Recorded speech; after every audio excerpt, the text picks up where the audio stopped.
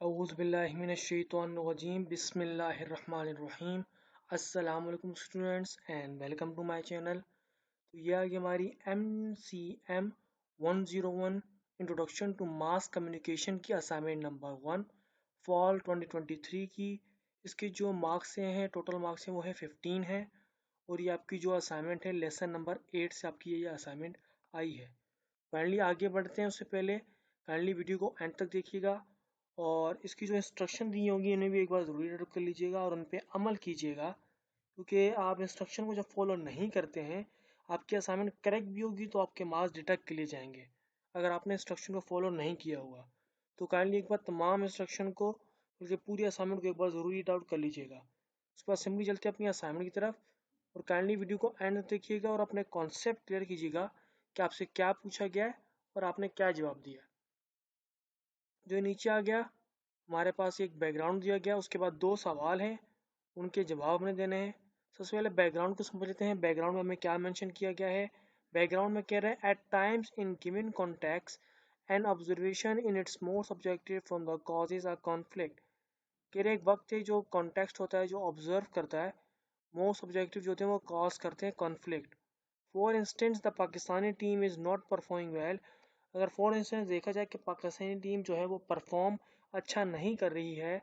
N observation on their performance, एक जो observation उनकी परफॉर्मेंस के ऊपर बाय एन इंडियन कमेंटेटर, जो इंडियन कमेंटेटर का है उनका, will generate a heated debate among their Pakistani counterparts और वाइस वर्सा।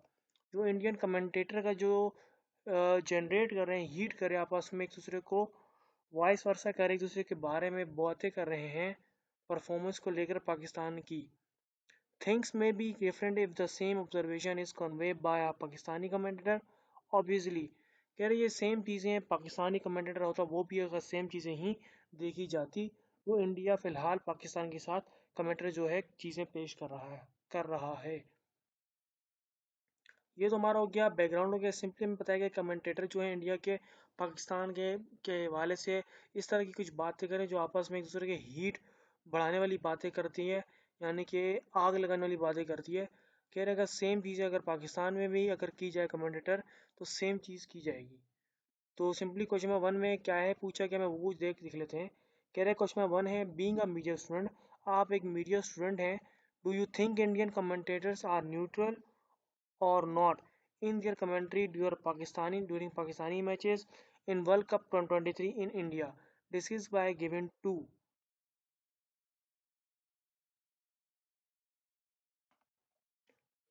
relevant examples। मतलब कह रहे एज आप एक मीडिया के स्टूडेंट हैं, आप हमें बताइए कि इंडियन जो कमेंटेटर हैं, जो कमेंटेटर्स हैं, वो न्यूट्रल हैं या नहीं। उनकी जो कमेंट्री है पाकिस्तानी मैचेस जो भी वर्ल्ड कप हो रहा है 2023 का इंडिया में, अब तो कंप्लीट हो चुका है, लेकिन कह रहे जो हुआ है इंडिया में वर्ल्ड कप का मैच, उसमें जो इंडियन के जो कमेंटेटर्स हैं वो न्यूट्रल हैं कि नहीं।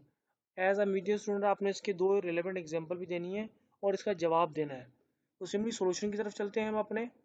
यह है कि हमारा आंसर, मैंने यहाँ पर 3 एग्जांपल मेंशन किया, आपने 2 ही मेंशन किया, ठीक है, हमसे 2 ही पूछी गई हैं। यानी being a media student I think Indian commentators are not completely neutral in their commentary during Pakistani matches in World Cup 2023 in India. I think this is because of the following reason। मैंने कहा कि as a media student मुझे क्या लगता है कि Indian जो commentator हैं वो कम्प्लीटली न्यूट्रल नहीं थे कि ड्यूरिंग पाकिस्तानी मैचेस के दौरान इंडिया में जो थे, क्योंकि इसकी ये वजह है, जो उनकी इसकी जो वजह है वो रीज़न मैंने नीचे मेंशन किया है। क्या है?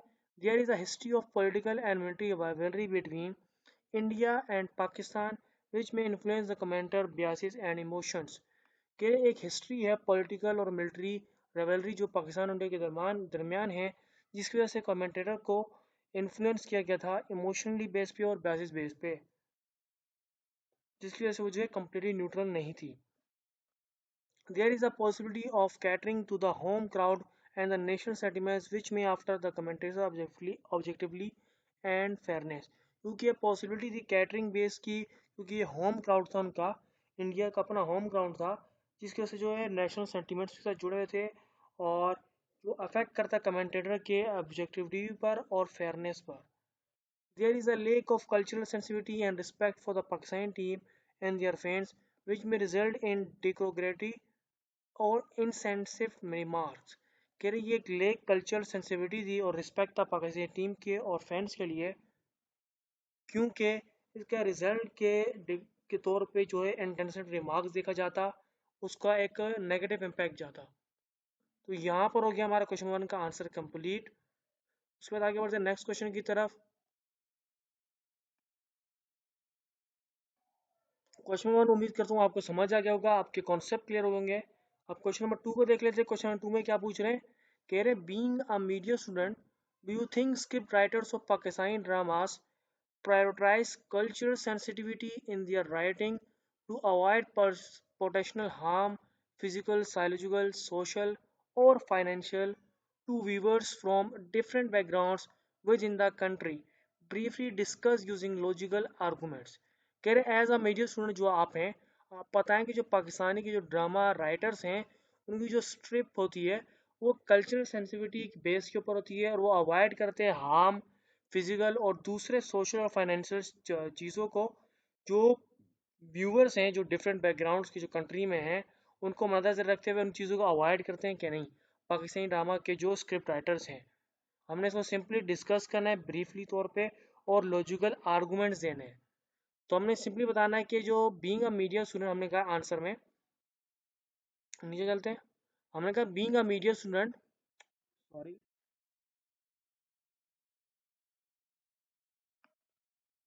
ये हो गया सेंट्राइज। हमने कहा बीइंग अ मीडिया स्टूडेंट में मीडिया स्टूडेंट के मद्देनजर होते हुए आई थिंक स्क्रिप्ट राइटर्स और पाकिस्तानी ड्रामास, मेरे हिसाब से जो स्क्रिप्ट राइटर्स है पाकिस्तानी ड्रामास के, do not prioritize culture sensitivity in their writing to avoid potential harm to viewers from different backgrounds within the country.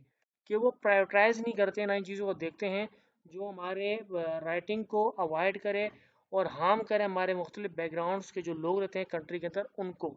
I think this is the because of the following reason, क्योंकि ये reason हो सकते हैं। मैंने कहा जो reason है वो ये हो सकते हैं जिसकी वजह से ये लोग अपनी राइटिंग में प्रायोरिटाइज नहीं करते कल्चर और दूसरी चीज़ों को, कि जो लोगों को अवॉइड करें, हार्मफुल चीज़ों को लेकर जाए। सबसे पहला पॉइंट हमने क्या लिखा, many Pakistani dramas portray negative stereotypes and cliches about various ethnic religions and social group such as Sindhi, Balochis, Christians and transgender people. कह रहे बहुत ज़्यादा पाकिस्तानी ड्रामा में पोर्ट्रे किया है, नेगेटिव तौर पे इन चीज़ों को दिखाया गया है। रिलीजियस तौर पे हमारी जो चीज़ें जाए सोशल ग्रुप्स के लिहाज से, चाहे हमारे कल्चरल बेस पे जाए, वो कुछ नेगेटिव, इतनी पॉजिटिव ही नहीं दिखाई, कुछ नेगेटिव भी दिखाया गया है काफ़ी ज़्यादा ड्रामों में। Many Pakistan drama reinforce patriarchal or conservative norms and values such as misogyny, domestic violence, and honor killing, which may harm the women and girls who watch them.